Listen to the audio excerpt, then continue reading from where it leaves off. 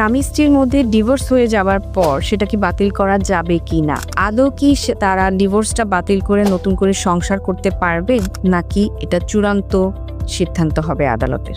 Hello everyone, this is advocate Joya Akter, Dhaka জজ court, Bangladesh. আমরা জানি যে ডিভোর্স দেওয়ার পরে সাথে সাথেই কিন্তু সেটা কার্যকর হয়ে যায় না, অর্থাৎ ডিভোর্স লেটারে সাইন করার পরও অ্যাটলিস্ট 90 ডেজ টাইম থাকে, অর্থাৎ 90 দিনের সময় থাকে।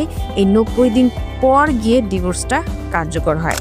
এই টাইমটাতে, অর্থাৎ এই 90 ডেজের মধ্যে যে পিরিয়ডের যে টাইমটা, এই টাইমটাতে যদি কোনো পক্ষ চায় যে সে ডিভোর্সটা বাতিল করে তার পার্টনারের সাথে আবার সংসার করবে, তাহলে সেই ক্ষেত্রে সে পারিবারিক আদালতে দাম্পত্য পুনরুদ্ধার মোকদ্দমা দায়ের করার মাধ্যমে তারা চাইলে আবার নতুন করে সংসারটা করতে পারে এই ডিভোর্সটা বাতিল করে। বাট মামলা করছে মানে যে ডিভোর্সটা সাথে সাথে বাতিল হয়ে গেল, বিষয়টা কিন্তু তা না।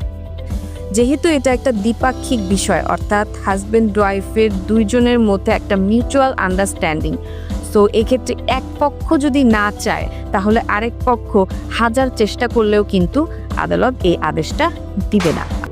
যে কোনো ধরনের লিগ্যাল হেল্প এবং লিগ্যাল ইনফরমেশনের জন্য আমাদের ল স্কুল ফেসবুক পেজটি ফলো করে রাখুন।